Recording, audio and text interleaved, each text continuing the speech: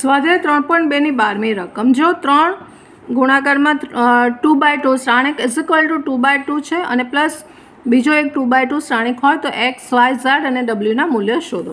સૌથી પહેલાં તો આ 3ને આપણે અંદર લઈ લઈશું અને અહીંયા આપણે સરવાળો કરીશું અને પછી સરખાવીશું. તો આપણી પાસે લેફ્ટ સાઈડમાં આવું મળશે 3x 3y 3z 3w is equal to અહીંયા આપણને સરવાળો મળશે x વત્તા 4 અહીંયા થશે -1 પ્લસ z વત્તા w અને અહીંયા થશે 6 વત્તા x વત્તા y અને અહીંયા 2w વત્તા 3. આ રીતે આપણને સાદુરૂપ આપતા મળશે. હવે અહીંયા સમાનતા છે એટલે ઘટક પણ સમાન થઈ જશે. એટલે પહેલું આપણે સરખાવીશું 3x is equal to x વત્તા 4. તો અહીંયાથી એક્સની કિંમત મળી જશે. એક્સને આ બાજુ લઈશું તો 2x બરાબર 4 માટે એક્સની કિંમત મળી ગઈ 2.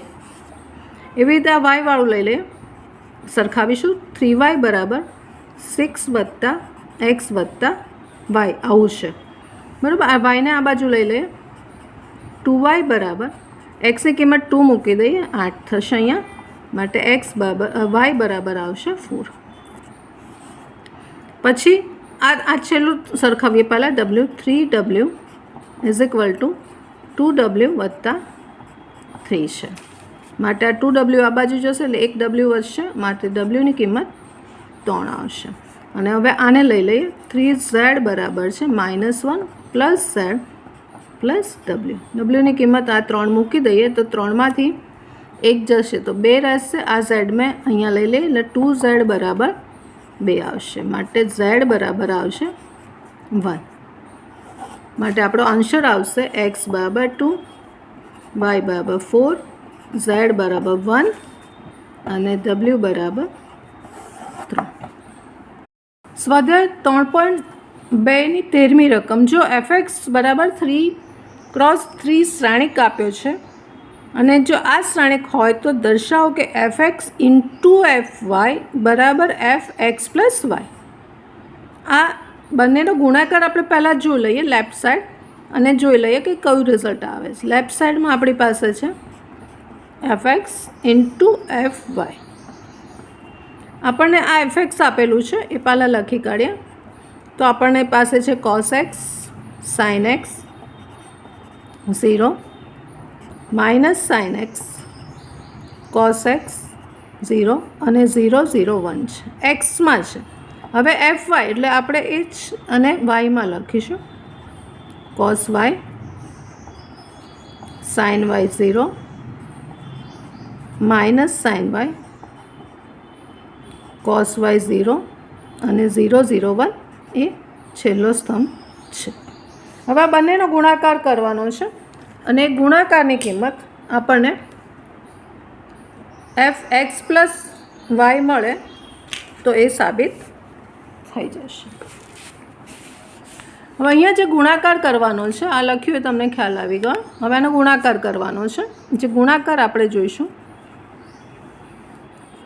તો પહેલી હાર લઈશું. પહેલી હાર પ્રેક્ટિસ કરજો અને પહેલો સ્તંભ આ ઘટકોના અરસપરસ ગુણાકાર અને વચ્ચે પ્લસ કરીશું એટલે પાલો ઘટક મળશે. એવી રીતે આ હાર આની રાખીશું, બીજા સ્તંભ સાથે કરીશું તો અહીંનો ઘટક મળશે અને એવી રીતે ત્રીજા સ્તંભ કરશું તો ત્રીજો ઘટક મળશે. પછી બીજી હાર લેવાની વારાફરતી 3 સ્તંભ. તો સૌથી પહેલાં આ કોસ એક્સ અને કોસ વાયનો ગુણાકાર કોસ એક્સ એની સાથે કોસ વાય. પછી આ ઘટક અને આની સાથેનો ગુણાકાર એટલે minus sine x sine y અને આ શૂન્ય સાથે શૂન્ય એટલે તો શૂન્ય છે એટલે આ આની સાથેનો ગુણાકારનો પહેલો ઘટક મળ્યો. હવે હાર એની લેવાની સ્તંભ બદલું છું એટલે આ ઘટક મળશે એટલે cos x minus sine x એટલે અહીંયા હું લખું છું minus cos x sine y. પછી minus sine x into cos y એટલે minus sine x into cos y અને પછી ત્રીજા સાથે તો આપણી પાસે શૂન્ય છે, આ સાથે શૂન્ય છે એટલે અહીંયા શૂન્ય આવશે. હવે બહુ શાંતિથી કરજો ગુણાકાર. બીજી હાર લેવાની છે અને પહેલો બીજો ત્રીજો સ્તંભ લેવાનો. એટલે અહીંયા આવશે sin x cos y, પછી અહીંયા plus cos x sin y અને 0 છે એટલે નથી મૂકતા. હવે હાર તો આ છે, સ્તંભ બદલાશે એટલે માઇનસ આવશે, minus sin x sin y, આની સાથે ગુણ્યું માઇનસ, પછી આની સાથે આ પ્લસ થશે અહીંયા cos x cos y, અને પછી આ 0 છે એ આવશે, શૂન્ય થશે એટલે 0 આવશે. હવે ત્રીજી હાર લેવાની છે. પહેલો સ્તંભ 0 0 એટલે પ્લસ 0 અહીંયા આવશે, અને 1 છે પણ 0 એટલે 0 થઈ જશે. હવે આ ત્રીજી હાર બીજો સ્તંભ લઈએ એટલે 0 0 0 આવશે. એવી રીતે 0 0 અને અહીંયા 1 આવશે, આ રીતે આવશે. હવે આ કોનું સરવાળા સૂત્ર છે? તમે આ જોશો તો કોનું છે? કોસ, આ માઇનસ છે એટલે કોસ એક્સ વત્તા વાયનું છે. 11માનું જે ફોર્મ્યુલા છે આપણી પાસે એ આપણને અહીંયા મળે. કોસ એક્સ વત્તા વાયની આ ફોર્મ્યુલા છે. હવે અહીંયા માઇનસ બહાર કાઢીશું તો કઈ ફોર્મ્યુલા આવશે? માઇનસ બહાર કાઢીશું તો સાઇનવાળી આવશે. એટલે માઇનસ બહાર કાઢતા સાઇન એક્સ વત્તા વાયની ફોર્મ્યુલા આવશે. આ જે છે ને એ, અને આ તો 0 છે. સેમ વસ્તુ અહીંયા થશે. અહીંયા સાઇન એક્સ વત્તા વાયની છે, એક્સ વત્તા વાયની ફોર્મ્યુલા છે આ. અને આ કોની છે? આ -12 છે એટલે વચ્ચેનું પદ લઈ લઈશું. એટલે અહીંયા આવશે કોસ એક્સ વત્તા વાયની ફોર્મ્યુલા છે.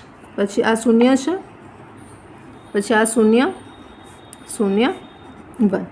હવે આને આપણે લખી શકીશું કેવી રીતે? એફ એક્સ વત્તા વાયની ફોર્મ્યુલા અહીંયા અંદર બધે મળી ગઈ. એટલે આપણે જે સાબિત કરવાનું છે કે આ બંનેનો ગુણાકાર કરીશું તો જે ખૂણા આવશે એ આના એક્સ વત્તા વાયના આપણી પાસે મળ્યા છે. હવે 3.2ની 14મી રકમ, બે રકમ છે એમાં સાબિત કરવાની છે. એમાં અહીંયા લેફ્ટ સાઈડમાં 2x2 શ્રેણિકનો ગુણાકાર is not equal to right સાઈડમાં પણ 2x2નો ગુણાકાર છે. હવે અહીં ગુણાકાર તમે કરીને પણ કરી શકો કે આ બંનેનો ગુણાકારનો જે એક શ્રેણિક આવશે અને અહીંયા પણ આવશે ઇઝ નોટ ઇક્વલ ટુ 0. પણ આપણે આ ગુણાકારના શ્રેણિકને સી નામ આપીએ. ધારો કે CI જે 2x2 છે, અને આને આપણે D નામ આપીએ. DI જે શ્રેણિકનું નામ છે અને 2x2 છે.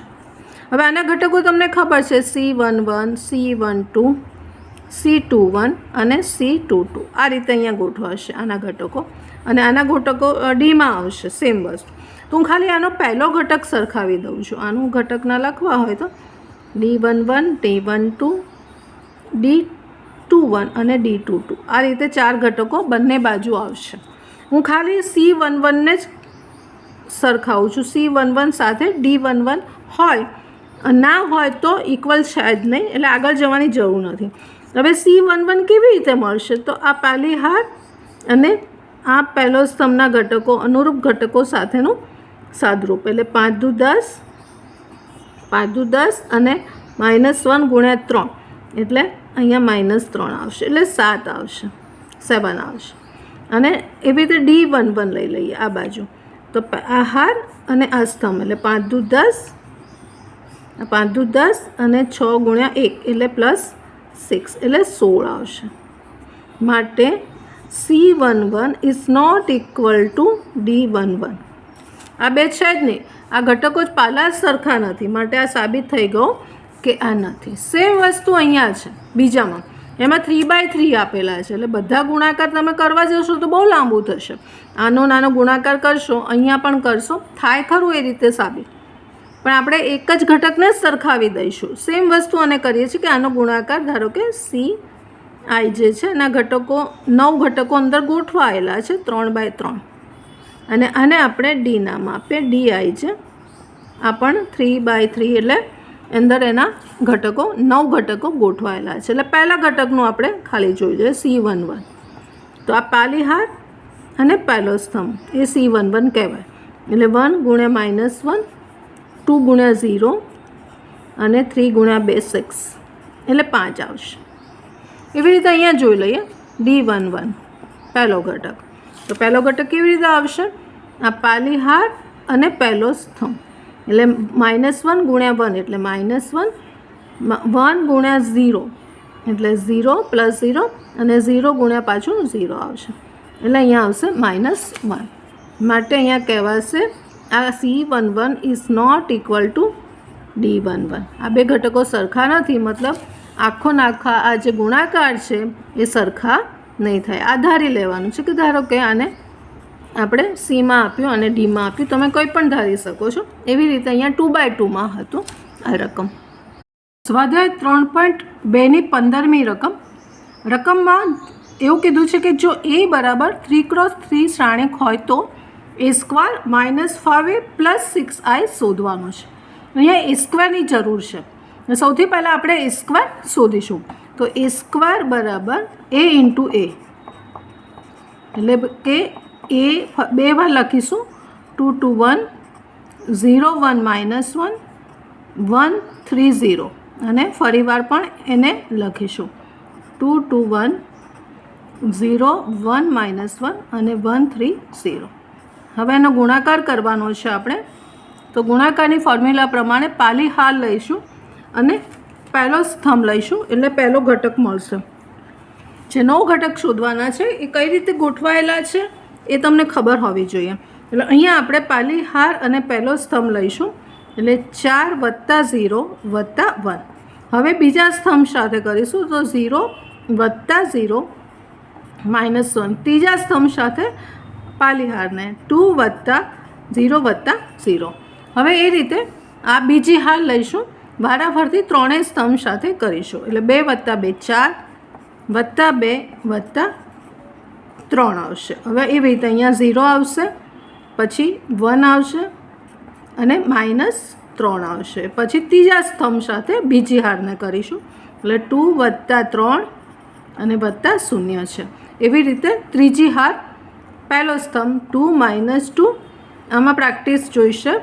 પછી બીજા સ્તંભ સાથે 0 -1 + 0 અને ત્રીજી હાર અને ત્રીજો સ્તંભ એટલે છેલ્લો ઘટક મળશે 1 -3 અને +0 એટલે આપણને અહીંયા A² મળી જશે.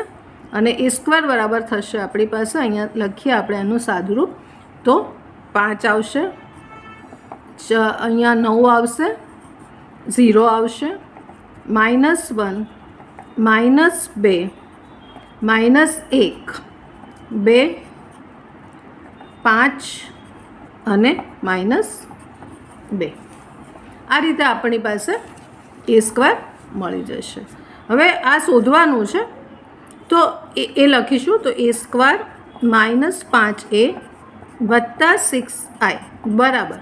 હવે A² જે શોધ્યો એ લખી કાઢીએ તો 5 9 0 -1 -2 -1 2 5 -2 અને -5A એટલે -5 અહીંયા લખીએ છીએ અથવા તો બાજુ પર જુદું પણ કરી શકાય અને એ લખી કાઢીએ 2 2 1 0 1 -1 અને 1 3 0. આ આપણો -5 અને પછી A. પછી જે +6I એટલે +6 અને I એટલે એકમ શ્રેણિક 3/3 એટલે 1 0 0 0 1 0 0 0 1. હવે અહીંયા આપણે એનું સાદુરૂપ આપીશું. પહેલાં -5ને અંદર લઈ લઈશું અને અહીંયા 6ને અંદર લઈ લઈશું એટલે આપણને જે મળશે એ લખી કાઢીએ એટલે 5 9 0 -1 -2 -1 2 5 -2 પ્લસ અહીંયા -5ને અંદર એટલે -10 0 -5 -10 -5 -15 5 -5 +5 અને 0 મળશે. એવી રીતે અહીંયા 6ને અંદર લઈ લઈએ, 6 અંદર લઈશું તો 6 0 0 0 6 0 0 0 6 આવશે. હવે બધાને સાદુરૂપ આપવા માટે સરવાળો છે બધા ઘટકો અનુરૂપ ઘટકોના આપણે સરવાળા કરીશું. તો ડાયરેક્ટ પણ તમે કરી શકો અથવા તો લખી પણ શકો. તો અહીંયા આપણે કરીશું -10 છે અને 5 + 6 11 છે. 11માંથી 10 જશે તો 1 વધશે. એવી રીતે આ 0 0 છે, અહીંયા -1 છે તો એ જ રહેશે. પછી 2 - 5 એટલે -3 વધશે. 9 - 10 એટલે -1 વધશે. -2 - 5 એટલે -7, -7માંથી 6 જશે એટલે -1 વધશે. 5 અને -15 એટલે -10 વધશે.